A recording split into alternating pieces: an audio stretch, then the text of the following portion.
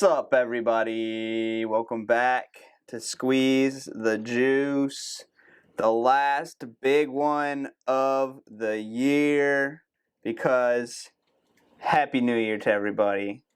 Happy New Year. I know this will be out technically before the new year begins, but 2024 on the way. Can't wait. Another year closing. 2023 in the sports world. Do you have any defining words for 2023 in the sports world this year? What's there to say? MSU, it was a tragic year for the guys. But we're looking onward. We're looking forward to 2024. Let's run college basketball. Got my pick with UConn, although I would have loved for Sparty to have been in the Final Four at least. That was tragic. Football, Chiefs won it all. Hate that. Basketball, the Nuggets, who cares? Yeah, no one really cared. Jokic disappeared the second. The Knights won in hockey. That the Rangers won in the MLB. So it was like, all right, whatever. And then Georgia, obviously, they won it all last year. So, It was kind of, to me, it was kind of that's a mid-championship year, honestly. Yeah. Aside from maybe UConn making that UConn run. was sweet. And yeah, that was pretty much it. I'll shout out the Knights because it's cool that Vegas finally got one, To be that quick to win it, when they made it their first season, and now this is their fourth season, they win the Cup, that's insane. But the Lions ending the 30-year streak, 30-year drought that's a big of one. not winning the division, that came to an end in 2023. So I think that, as Detroit sports fans, that's probably the number one thing. I mean, it's the first taste of playoff home atmosphere that we'll be able to experience. I know it won't happen until 2024, but actually live this moment and be in the present where you're like, we did it, we finally did it, we're gonna have this opportunity. It's something special. It's true, man. I mean, because the best thing for the Lions riding this year before coming this season was knocking Green Bay and Aaron Rodgers out of the playoffs. That was the ride and into this next season, and now we got something even better. And playoffs, here we come. Yeah. Lock it in. It's a lock. It's a lock, man. The ticket prices are crazy. They should be. Nosebleeds right now are already going for $500 to $600. I can imagine. Isn't that insane? Well, welcome to the end of 2023. We're heading into 2024. Long episode today because we are doing obviously mostly NFL, but we are back to college for the playoffs. And then I guess we'll talk about that later. We'll get, because I was like, we're going to get into I guess we can technically get into slight national championship talk. Yeah. But not yet. It's all not yet. It's all flowing. It is all flowing. Yes, it's fluid. Yeah. It's fluid. So, but first, let's talk about the Christmas picks. Let's do that. Last week's most recent Christmas picks. Okay, so on the Merry Pickmas episode, as we love to call it, but this year it was 5 golden rings or 5 golden picks. 5 golden picks. Yeah, 5 golden rings, 5 golden picks. We were both 2-2-1 on the week. We had the same picks for every single game, and we finished with the same record, 2-2-1. That brings me to 45, 35, and 5 overall in the NFL. Justin is 39, 38, and 5 overall in the NFL. Let's start with the Jets Commanders. A crazy game. The Jets are up. I kind of just forgot about that game completely, and then I look away for, I don't know, maybe a little bit, because I just was all Lions at that point. Wasn't even paying attention to the other games. I come back and I'm seeing the Jets losing to the Commanders, and I'm like, what is happening here? Jacoby Brissett came in, man. I don't know what happened. I don't know either. So that happened. Jets end up winning the game, but they only won by 2. And we had 2 and a game-winning field goal. Yeah, we had 3 actually, so it didn't even matter. It was tragic to see. When you're up 20, the whole game. And then Jacoby Brissett just comes in and sprinkles his pixie dust. I don't even know what happened. It was insane. He's a starter now, moving forward. Yeah. There's been a lot of change-ups on different teams going forward. I know. It's frustrating because as Patriot fans, as supporters, you're looking at potentially Drake May going to Washington now because you decided to beat the Broncos. That makes me sick.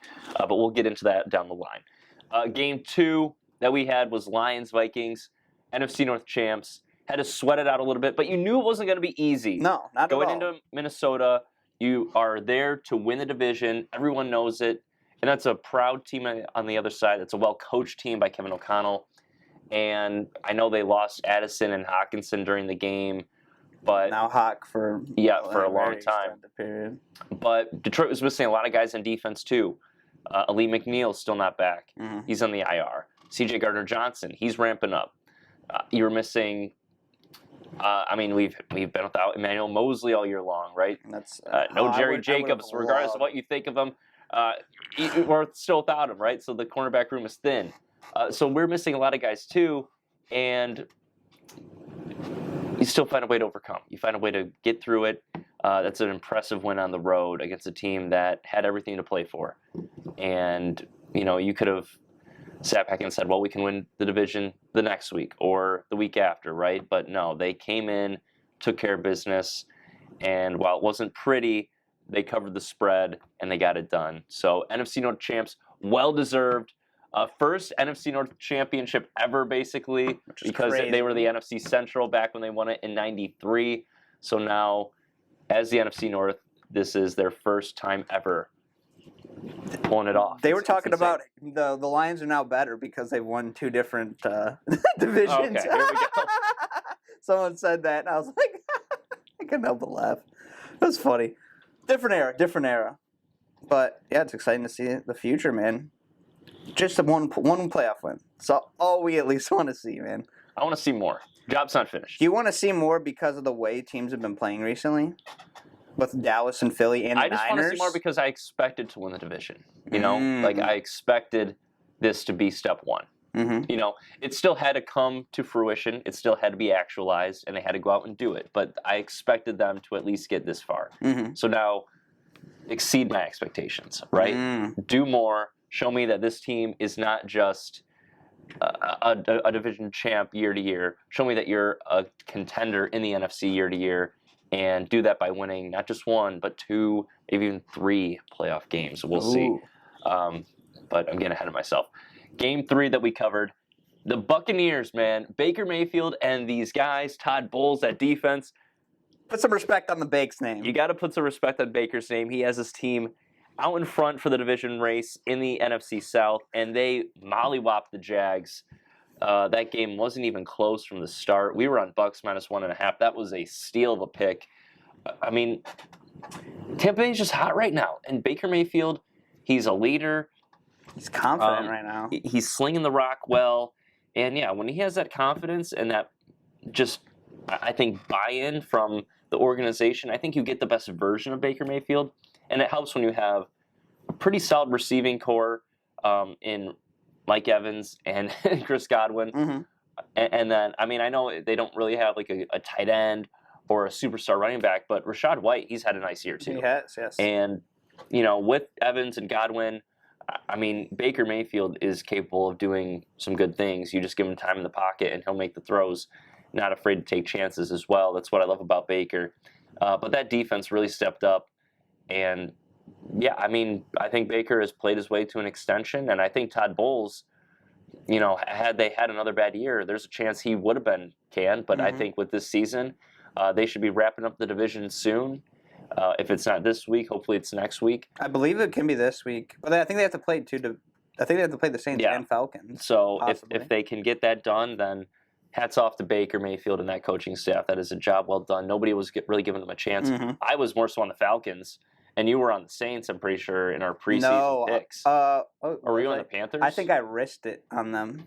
I think I risked it on the Panthers. I think you were Panthers or Saints. I said I think the Saints are going to win it, but we were doing our kind of shot, so I just took the Panthers. But man, we both didn't believe in the Bucks. No, we didn't. Which is unfortunate. And Baker has proven us wrong. And as a Baker apologist, like we are, I'm more than okay with Baker proving us wrong. All right, game 4, a crazy one that we pushed on, Cowboys-Dolphins. Cowboys take the lead late, and then Tua drives down the field. Jason Sanders, he was the MVP of the day. He had 5 field goals made. They win 23-21 or 22-20, I believe it was. We had Cowboys +2, so it was a push. Either way, you had it. I'm kind of glad the Cowboys lost just because it was kind of cool to see them lose, but at the same time, makes me a little bit more scared for the matchup coming up this week. Yeah, I don't disagree. I mean, they're going to be coming off 2 losses. They're back at home. 2 losses on the road. They're back at home, and they're going to be out for vengeance. And especially a team that could define them, is a threat to them currently. Yeah. Out in the conference, because if the Niners lose one of their games and we win out, 1 seed, we get the 1 seed. There's a lot riding on these games right now. There is, but it's unfortunate, right? You honestly didn't want to see either of those teams win. Yeah. Let's be real. But yeah, it's unfortunate that it came down to that way at the end of the game. But man, you talk about some very questionable calls throughout that game. The Michael Parsons hit. But then people were debating. That kind of happened to Christian Wilkins earlier in the game, so they kind of needed to call it. Kind of made it even. So I don't know. Very interesting, but. It just to me seems like Dallas gets in their way, like they start tripping. You have the themselves Tony up. Pollard, getting tackled at like the half-yard line, and then you hand it off to the fullback, and he fumbles instead of just doing either a QB sneak or just giving it to Pollard one more time. And then later on in the red zone, right, you have I believe it's 1st and goal at the 1 or 2nd and goal at the 1, and they do some cute little play action. And Dak loses like 10 yards. Like, I think they get way too cute sometimes, way too finessey, and I just don't see the kill factor with them. I don't think they have it. Like, you're just seeing it now against the good teams where they don't have that next level. And it's only against Philly that they've been able to beat, but that was kind of Philly coming off a gauntlet going on the road. And it's still going downhill. That to me was like a schedule loss for Philly almost. Like you were expecting them to lose. I don't see Dallas. I don't see Dallas as everyone else sees Dallas. I don't think they're special. I'm just not bought in. And the team that I thought was special in San Francisco, they showed their cards. Brock Purdy. 4 interceptions. 4 interceptions. He looked concussed out there. I don't know what he was doing. The Niners, we were on Niners -6, and that just fell apart completely because of Brock Purdy's carelessness with the football. Yeah, it's very unfortunate because, they started, it wasn't a bad, score-wise, it wasn't a bad loss, but it just, overall, the entire game was like a loss, just the everyone's the way everyone was playing, and just, I don't know, man. Those turnovers, man. Think about how different the game is if those 4 turnovers don't happen. Maybe they still lose, but it's a whole different ball game. It's a whole different ball game. That field position was key in that game with the turnovers. Yeah, it absolutely was, and.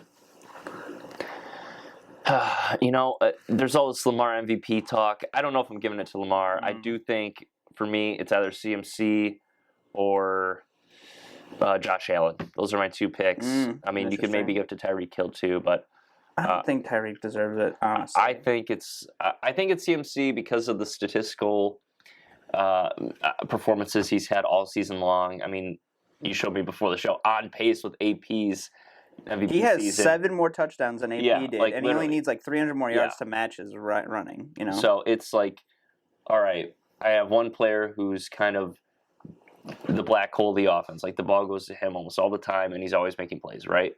And the offense just revolves around him. But then in Josh Allen, I also have the same thing. He's accounting for a ridiculous amount of the team's touchdowns, yards.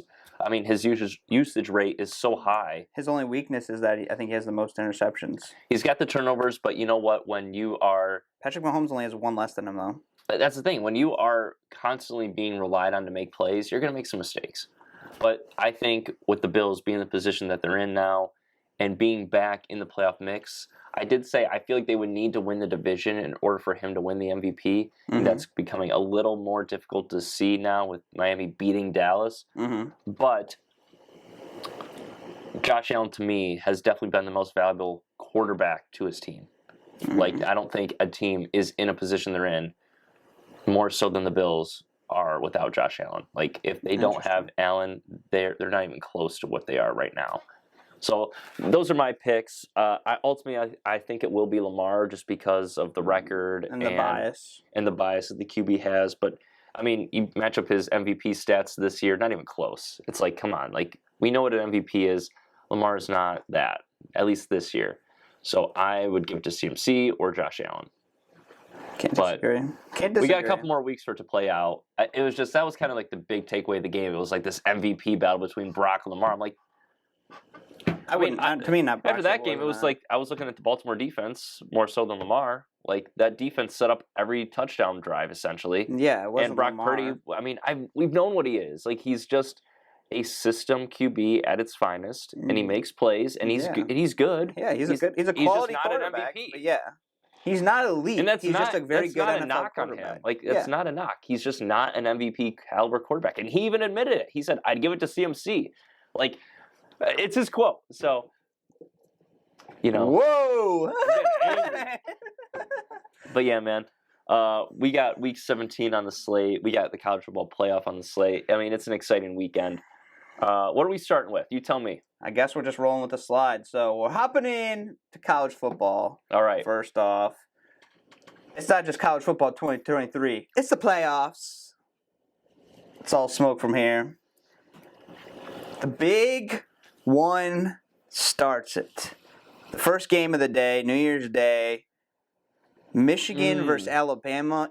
Unfortunately, in the granddaddy of them all, which I liked your discussion in weeks past where the Rose Bowl should be the big one. Yeah, it should be. But my dad's like, you can't do that. They can't hog all the sponsors, and you can't always be in LA because, it should be in other cities and this and that. And I'm like, whatever. Nah. Whatever. It's the Rose Bowl. It's the best stage in college football. That's where the best game should be played.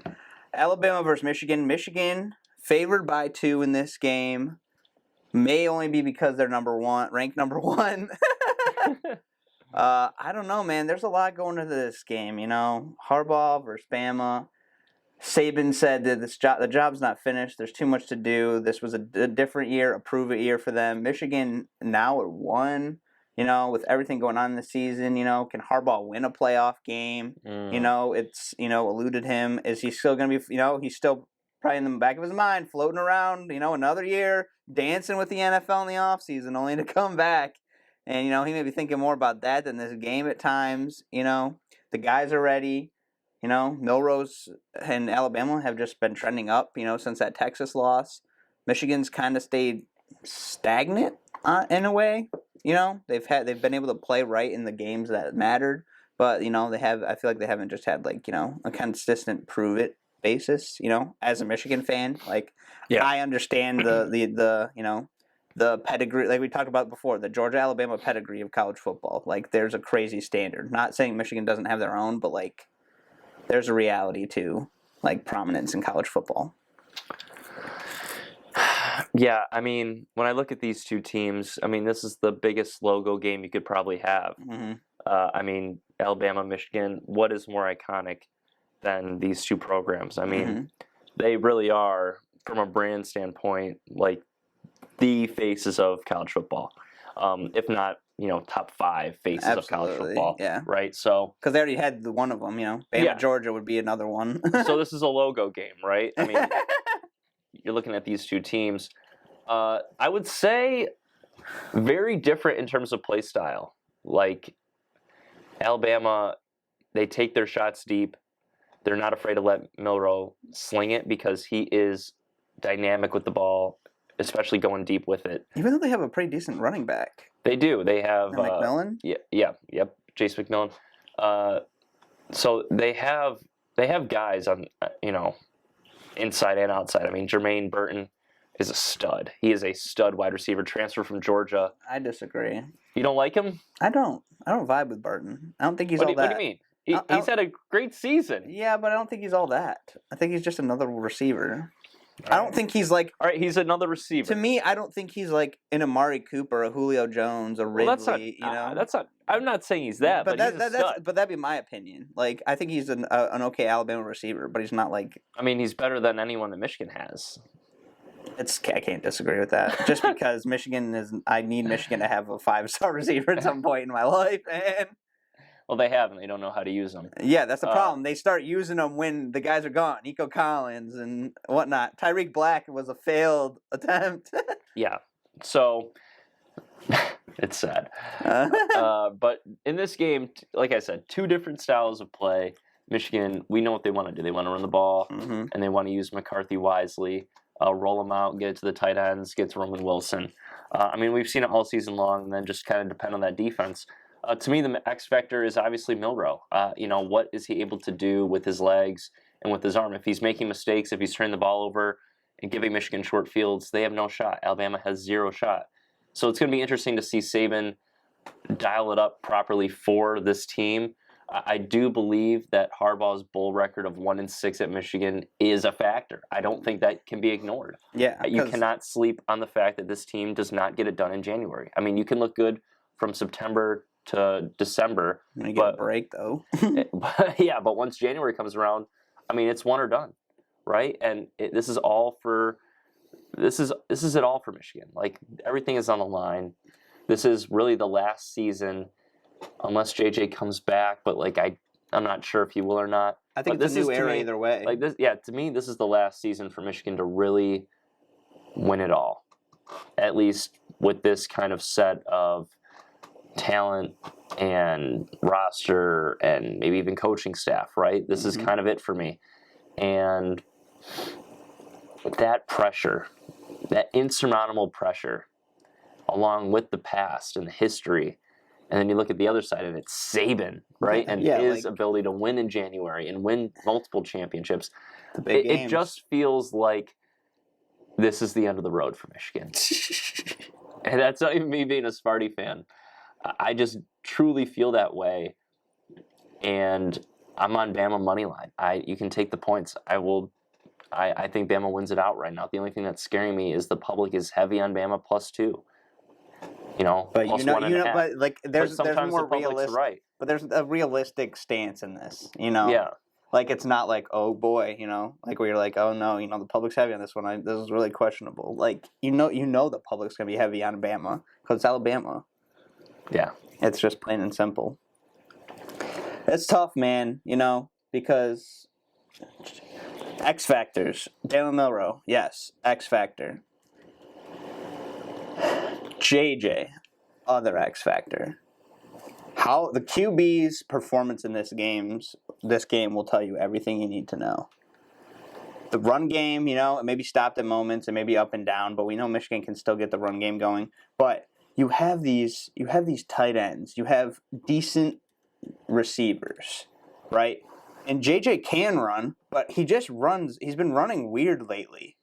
Like, he's concerned. Like, he's too caught up in the play. Like, he wants to make such a big play that, like, he kind of, mentally and at times kind of physically stumbles over himself when he's on the run, right? Yeah. He's not in, like, a confident mode where he's just like, all right, I'm taking this right here, couple yards, walk out of bounds, let's get another play in, right? Yeah. He's too concerned on trying to make the extra play. And he can't be like that. No. He can't be like that. We saw what what that did in the kind of last year in the playoff game, but also that kind of was a thing in the Big Ten championship last year where he threw an interception or two. He was just trying to make these deep passes and just trying to do too much. It's like, trust the guys around you, trust the system, and you got to flow with it. And Sharon Moore also has got to be on his game too. He can't be trying to you may have to throw in a certain play here or there, but you can't just be trying to I don't know. It's like, I feel like Michigan can't try to be so fancy with it, but I feel like if they don't make something crazy happen, it could be a problem. It's like back and forth. Yeah. I mean, my issue is if Michigan falls behind in this one, what is the recipe to get back in the game? Yeah, because they're normally we get ahead first, right? And then they kind of work, and then let the clock run. And that's the thing is all right, we have a really good defense, and they can cause turnovers, they can cause chaos. But what if the defense, gives in a little bit? What if Alabama's offense is able to make those plays? Can JJ respond? Because we saw him last year make a lot of really good plays against TCU. But he also made a lot of mistakes. And those mistakes were the ones that cost him. So at the end of the day, for me, I need to see what this Michigan team can do when things aren't going right. And this is one of those games where you're facing an SEC team, one of the best teams in the country, obviously in Alabama. I mean, they're battle tested. They've been through the ringer this year, a tough schedule all season long.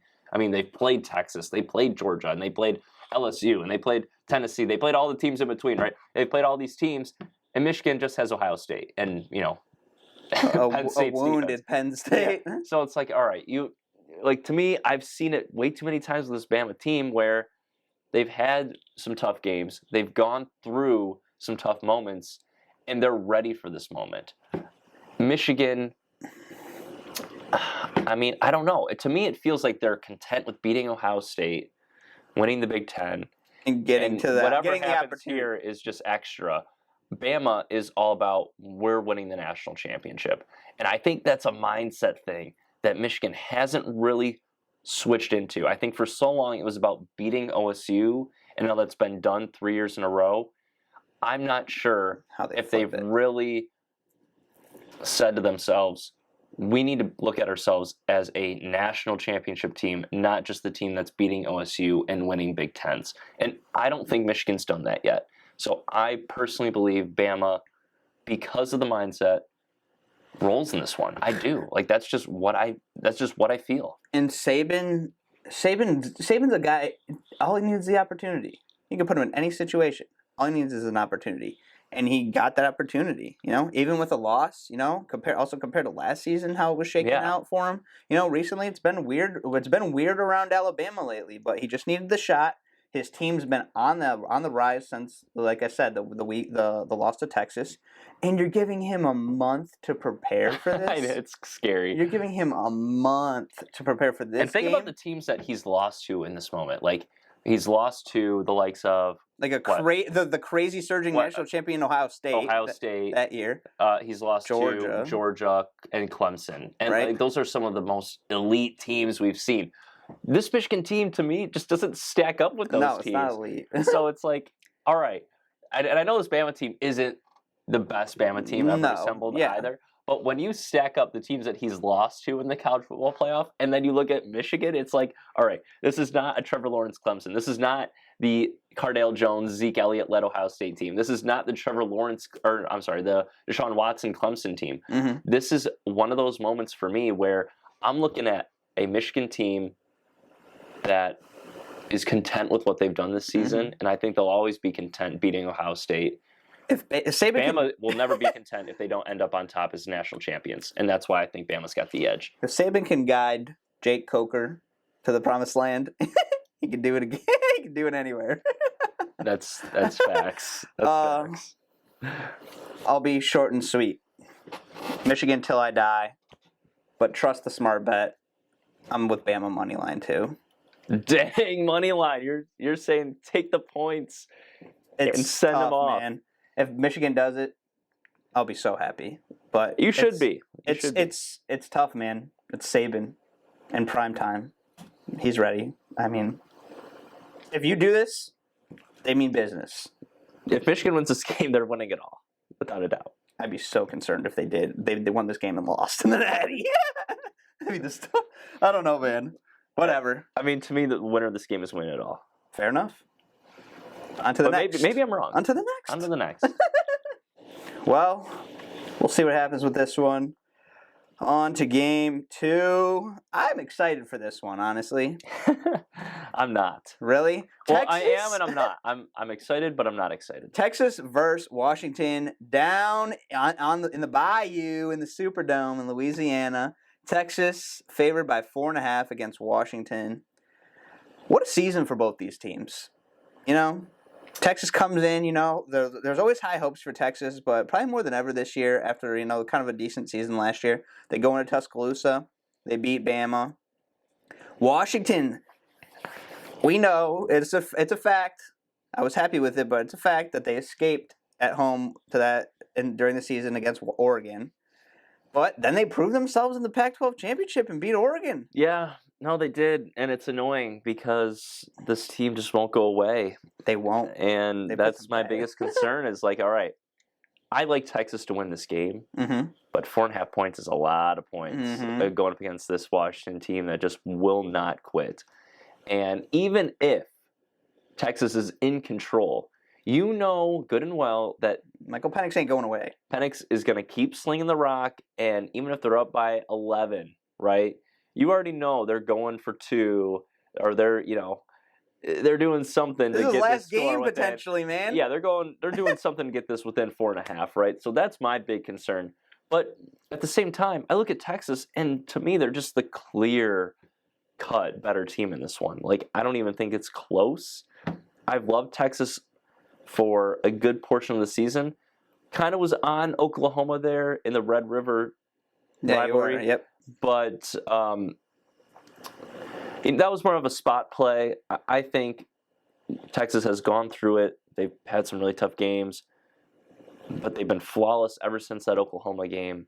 And Quinn Ewers is healthy. That was a big thing, too. They had to survive without him for a few weeks. Should have lost that Kansas State game. Right. So being able to survive that, I mean, to me, Penix might be the better college quarterback, but Ewers is the better talent. And to me, talent is going to carry the day. I'm leaning Texas here, but I want to hear your thoughts because it really could go either way for me in terms of the number. I do think Texas wins, but that number is tricky to get around. See, that's where we are kind of in agreement here, right? Think about it. I've been Washington all season, right? Like I didn't dislike the Ducks, and I thought they were an absolute contender, but I rode the Ducks in that Pac-12 championship with you because we believed it. The media and just everyone was like, the Ducks are just going to come out swinging and 9.5 point favorites. Reality check, and Washington said, "Hold my beer." Yeah, for real. No, and they showed up, and the defense is always sketchy. It's always sketchy, and they just got it done. I know. And Penix was slinging the ball. He had some moments, but you're talking about when Penix is not playing right. It's not like. I guess in recent, he had his extension, right, of where it was like interception. But more realistically, during the game, his bad moments are, I missed my receiver by a foot. If it's not interceptions, it's those are the subtle mistakes he's making. He's not making tons of mistakes, realistically, in the full game, like the scheme of the game. That the defense just concerns me so much, right? Because Quinn Ewers and those receivers, they can do damage to you, right? It's like Washington's a little more fast-paced, but Texas is more tough. Pound for pound, they're gonna put you through the ringer. Just with physicality and everything. So it's tough, man. I don't disagree with you that I think Texas will win this game, but backdoor sitting wide open for Penix because he's gonna lay everything he's got on that field. I know. Like Quinn Ewers is like, I'm coming back, right? I'm coming back. Like I want a shot at this, but I'm coming back. So believe it or not, I'm gonna have to take Washington with that 4.5. And I'm gonna do it too. I'll be happy if Texas wins this one in a blowout, but I've doubted Washington for so long that it wouldn't shock me if they won this game just to spite me. And a backdoor cover to me seems way too probable. So I'm going to go Washington as well with the 4.5. I just think that at the end of the day, there's more reason to believe that Washington can cover this number as opposed to Texas covering the number. Mm-hmm. But I do think Texas wins. I just think that this 4.5 number is scary, and not in the fact that I think Washington is going to win. I just think there's way too many chances for Washington to get under this number, and then we're sitting there like, well, Texas won, but of course Washington made it close, right? Of course they got that touchdown late to make it a 3-point game, something like that, where you just kind of chalk it up to. That's just Michael Penix, at his finest. So I do think Texas wins, but I'm with you, man. Washington plus 4.5 just feels like the answer. It'd be tough for me to watch a Washington Bama natty, I'll be honest.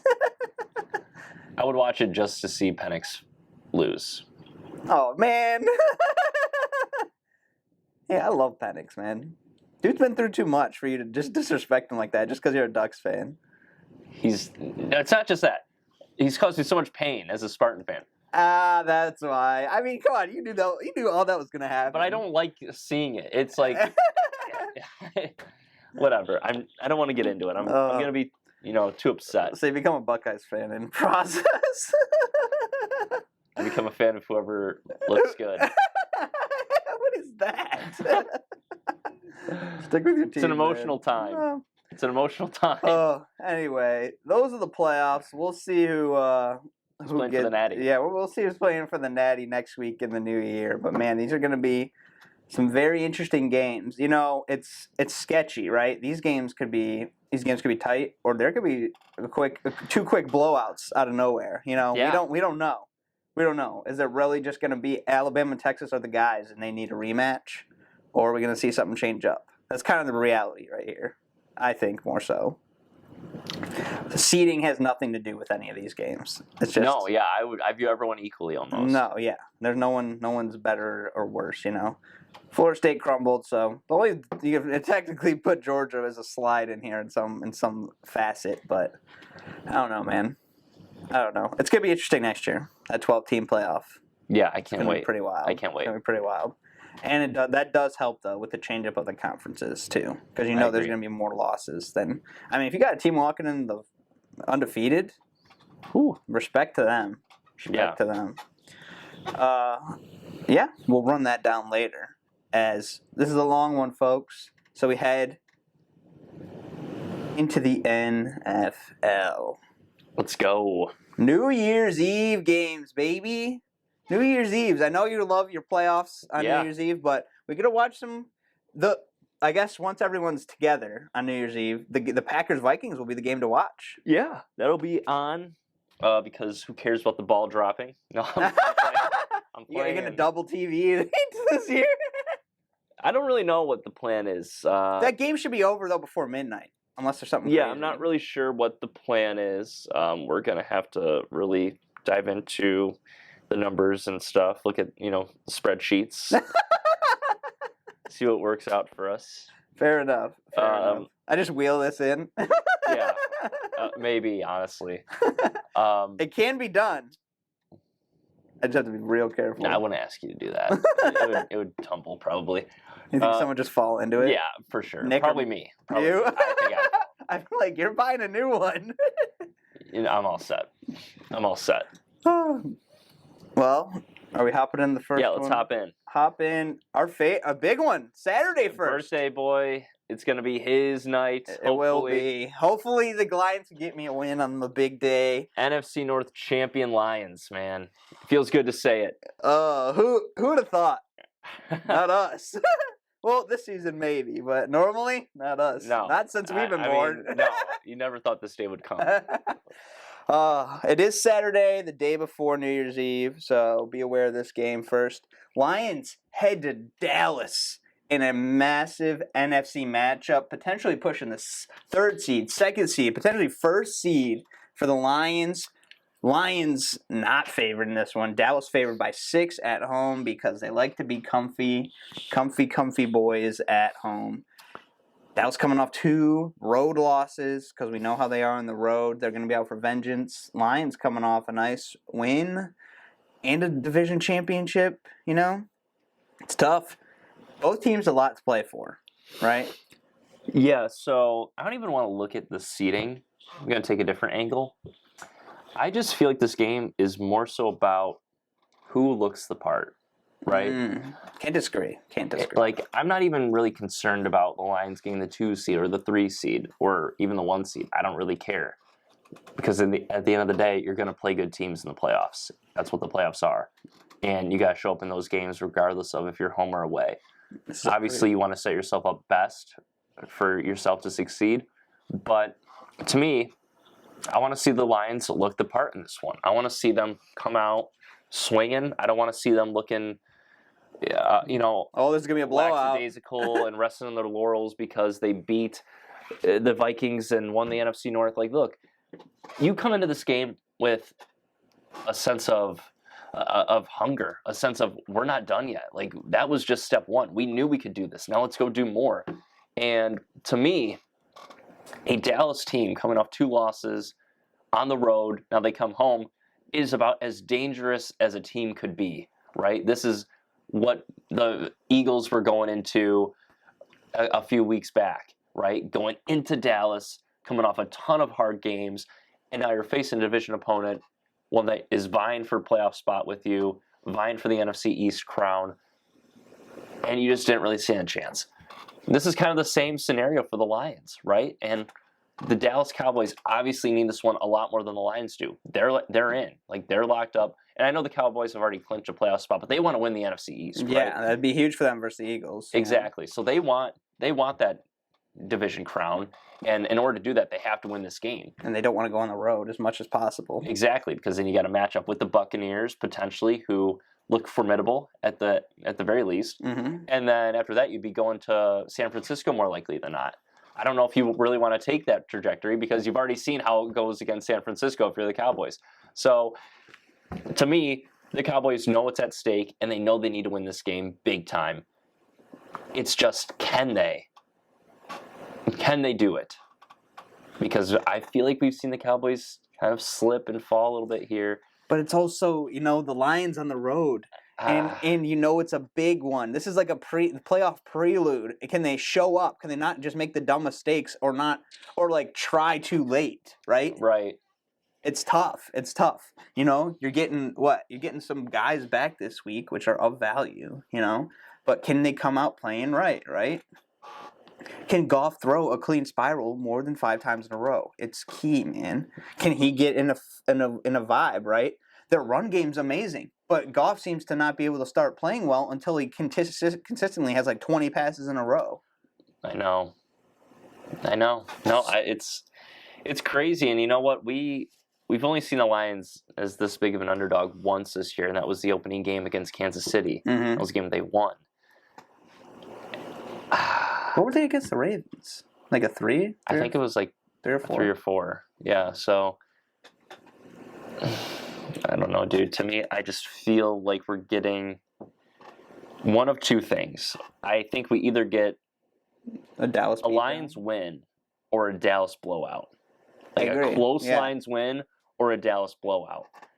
And it is so tough to predict which one will happen because I don't really know. This is the most dangerous a team can be in Dallas. And that's what the Lions are facing. And that's why I just want to see them look the part. Even if they don't win, let's say they lose on a last-second field goal or it takes, a Dallas stop. We're down by 3 or something. It takes a Dallas stop for us to lose, right? Something really tight where you made them sweat. I mean, obviously no moral victories and you want to see the team win, but if you can at least show up and look the part in this one, I'm going to come away a bit more impressed. I'm going to take the hometown boys, not only because I believe that they can win this game, but it's your birthday, and I want to be rooting on the Lions in this one. I don't want to be rooting for a Cowboys -6, or feel good about it, if it happens. So I'm on the Lions +6. Only 42% of the public is on the Lions per the Action Network 2, so Dallas is getting more of a lean from the public. I like the Lions in this one to cover. I'm not sure if I like them to win, but I like them to cover. Do that to me. Oh, man, that's so tough right there, man. Everything screams Dallas blowout. I know. But you know what? We said the same thing about the Niners. Because even if Dallas wins, will the Lions show up to make it not an easy one? Dang it. It's my birthday. Let's go Lions. Yeah. Let the crowd roll. Look, I'm getting a phone call. It's Dallas. They said, why'd you make that pick? Spam. All right. Now the stressful ones out of the way. On to game 2. You can chill out a little bit. Game 2. Oh, here it goes. Uh-oh. The Dolphins head to Baltimore. 1 seed versus 2 seed currently in the AFC. Ravens favorite at home by 3 and a hook. Mm-hmm. Just what we love to see. 2 on the road in the cold. Maybe. I don't know what the weather's going to be. Probably going to be about, high 30s, maybe low 40s in Baltimore. Oh man, I hate this matchup. It sucks. And I'm going to keep it short and sweet because we talked at length with the Lions game. And I'm going to apply the same logic that I did with the Ravens and Seahawks game. Remember a while back when I said, I want to take the Seahawks, so I'm going to take the Ravens. In this matchup, I want to take the Ravens, so I'm going to take the Dolphins. Oh, I thought you were going to say opposite. At plus 3.5, I don't really think many people believe in Miami fully. I know they had a nice win against Dallas, and you just see Baltimore coming off a big win against San Francisco. I think this is a bit of a letdown spot. I do. And this Miami defense is ferocious. It's fast, and it's playing very well. Vic Fangio's done a phenomenal job. I think Miami can stay in this game. I think it's going to be a bit of a field goal game, too. I don't think there's going to be a ton of touchdowns. I think it's going to be surprisingly low scoring. And I think Miami finds a way to get it within that 3.5 point number, even though they're on the road going up against a good Baltimore team, a great Baltimore team. I'm taking the Fins plus 3.5 on the road. I can't even get into this one. I have opposite mentality, man. I look at the hook and the Dolphins. I'm like, gotta take it. I'm going Ravens. All right. I pick Public Enemy number 1, man. I'm taking the enemy in home territory for him. It's scary. It's scary hours, man. It's scary, man. The fact that the Dolphins beat the Ravens in Baltimore, I won't know to think. I don't know what to think of anyone in football anymore. Just go. They go into San Francisco. They win by like 70. Not really, but it felt like they did. Yeah. And then Miami comes into town and beats them. Yeah, after the Niners beat up the Ravens and the Cowboys, and then the Cowboys beat the Eagles and the Dolphins, and now we beat the Ravens. It's wide open. Everything's open. No one's a Super Bowl contender anymore. Everyone just exists. I don't like it. We'll see what happens. Oh, it's okay. That'll be Sunday. We'll worry about that Sunday. Game 3. This is a good game. Playoff implications on the line. Raiders head to the Indianapolis downtown area for the Colts. Colts favored at home by 3.5. Colts coming off a loss, I believe. Did they lose or did they win? I know the Raiders came off a great Christmas win against the Chiefs.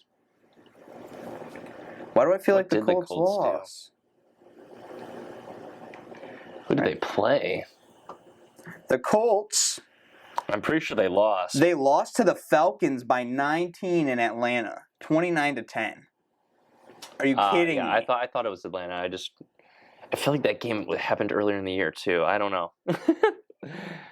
But getting the Raiders coming off an impressive Christmas Day victory over the Kansas City Chiefs on the road, it's tough, man, because this Raiders team did not complete a pass from the end of the first quarter on. Looking like the Michigan-Penn State game. Literally, deja vu, right?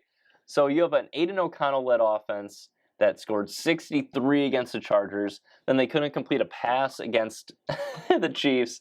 Now you get a Colts defense who is not great against the pass, but still, I mean... Let me make this statement here.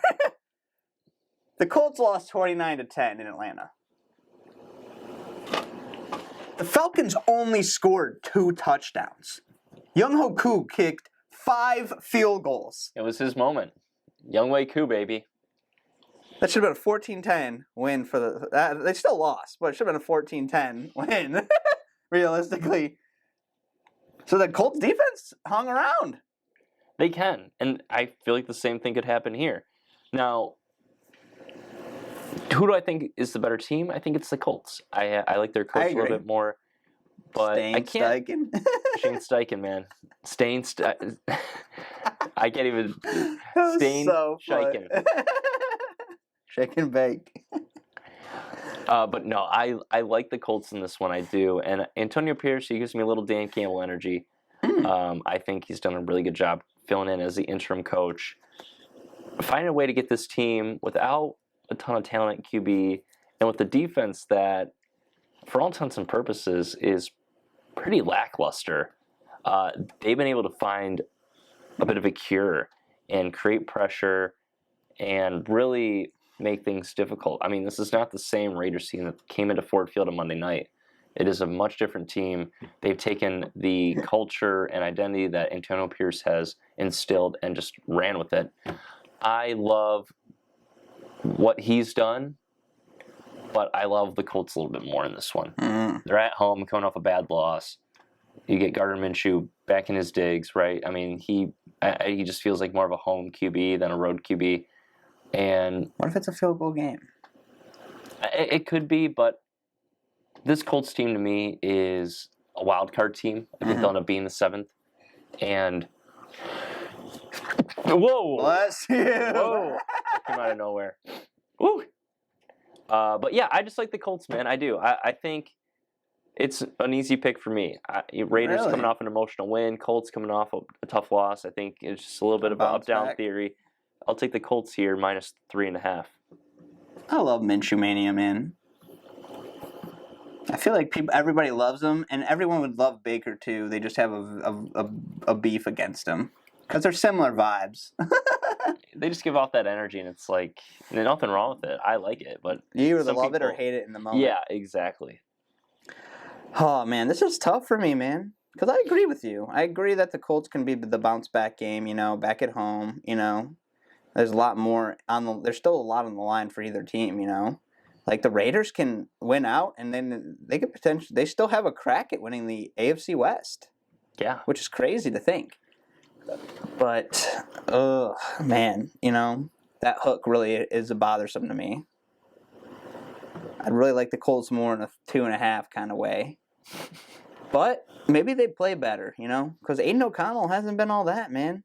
No. And if you read it right, if both sides are playing right, you know what? I'm going to be with the Colts. I'm going to be with you on the Colts in this one. Subtle Colts, guys. I like that. I've been a subtle Colts guy since my cousin was a diehard Peyton Manning fan. I love playing with them in Madden, for whatever reason.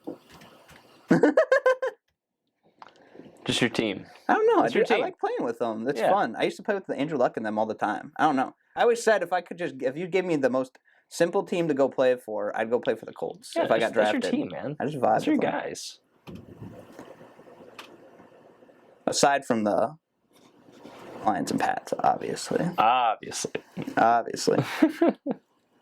right. Well, I guess we're on to game 4 already. Let's go. What a better game 4 could have been. Not that it can't be good still, but what a better game 4 this would have been if Joe Burrow was here. The Bengals head to Arrowhead.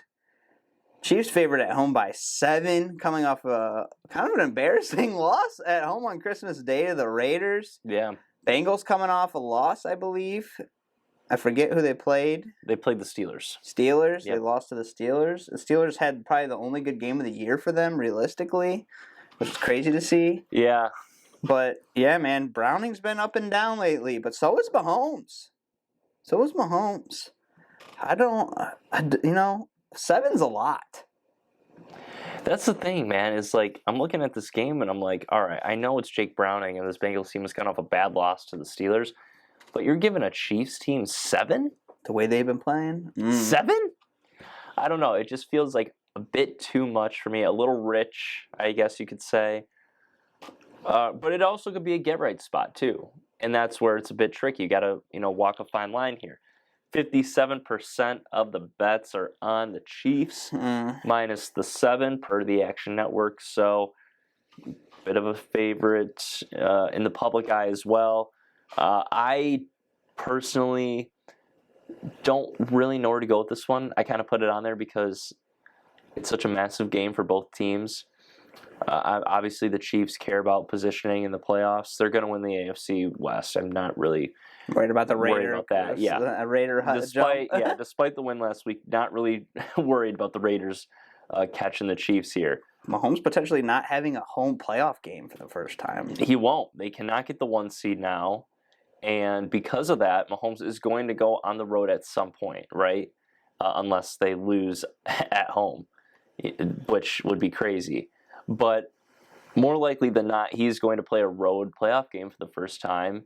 And that doesn't really get talked about a ton. Like, he has never been away from Arrowhead. And while they have certainly set themselves up, throughout the regular season to do that, not going on the road and getting it done, that says something to me. Like, you have yet to do that in your career. And you're having the worst season of your career. Yeah, I'm concerned about these Chiefs going forward. I am. And in a game where there seems to be more and more mounting pressure, right? Do we just take the Bengals here and kind of close our eyes? I'll close mine if you close yours. I'm in. Blind Bengal pack. Blind Bengal packed. Who dey? Let's do it, man. Because I do think that was not the Bengal team last week that we should have seen. They haven't been playing bad with Browning at all. I think they've been good with Browning, and I think that's the thing. Is like, obviously they're not going to go far because they don't have Joe Burrow, but Jake Browning has been solid and good enough to win you games. And I don't know if they can win this one, but yeah, I think he can keep it close. Could be a 28-23 loss. Yeah, and the Chiefs aren't even getting, high 20s, right? I mean, they've had 7 games scoring 20 or less this year. Which is crazy for them. It is. So I think the Bengals defense, bad game last week. I think they bounced back. And I guess you don't got to worry too much about, we talk about the Bengals secondary being troublesome, but when Mahomes receivers can't catch anything, I don't think you got to worry. Yeah, we haven't really seen the same explosiveness from the other guys too, and Kelsey especially. He's been having a worst season. Standards, yeah, absolutely. For all of them. Yeah. Andy Reid didn't even want to give him his helmet back on Christmas. Yeah, I wouldn't either. That was crazy. They're talking about the effect. So much for the Taylor effect. They were riding it undefeated for so long. They're like, here we go. Downhill, downhill, downhill. Well, last one on the slate for the year. The nightcap. Oh, we'll be watching her. Yes, we will. Packers head to Minnesota. Vikings favored at home by -2. Coming off that loss. Terrible loss to the Lions at home on Christmas Eve. They are now without Hawkinson for the rest of the season. Obviously, they've been playing without Kirk Cousins. Will they go back to Dobbs in this game? Nick Mullins has been looking atrocious. Honestly, they should have played Josh Dobbs against the Lions because the Lions are not good with mobile quarterbacks. You could have had a little upside there, or even swapping them out, playing a 2-man game during that. But Justin Jefferson is back. The Packers, I believe, are coming off a win. Yeah, they beat Carolina. Yes. Oh, okay. They beat Carolina. Whoop-de-doo. At Lambeau. Yeah, and the Panthers. Wait, was that at Lambeau or was it in Carolina? I think it was in Carolina. Yeah, and Carolina almost came back. So, how confident are we feeling in either of these teams, right? When I first saw this game, I was like, Vikings -2, really? I mean, I guess I shouldn't be that surprised, but at the same time, like, they're without Hawkinson now. Might be without Addison. You're playing Nick Mullins. And it's the Packers. Jordan. I mean, Powell's been good. So is Osborne. Yeah, they're not. Osborne is solid. I agree. But these are two teams still fighting for a wild card spot. I mean, when you look at the NFC standings, it's so tight right now for those wild card spots. I mean, between the Rams, the Seahawks, these Vikings, the Packers, like, it's all neck and neck right now. And when you look at it full picture, the winner of this game is setting themselves up to have a week 18 that means something, right? Because you got to hope, hopefully find a way for either the Rams or the Seahawks to lose one so that you have a shot the next week. Mm-hmm. But the loser of this game is effectively eliminated from postseason contention. And so that's why this game means so much. It should be great.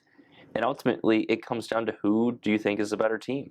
And right now, health, coaching, everything taken into consideration, I got to go with the Packers.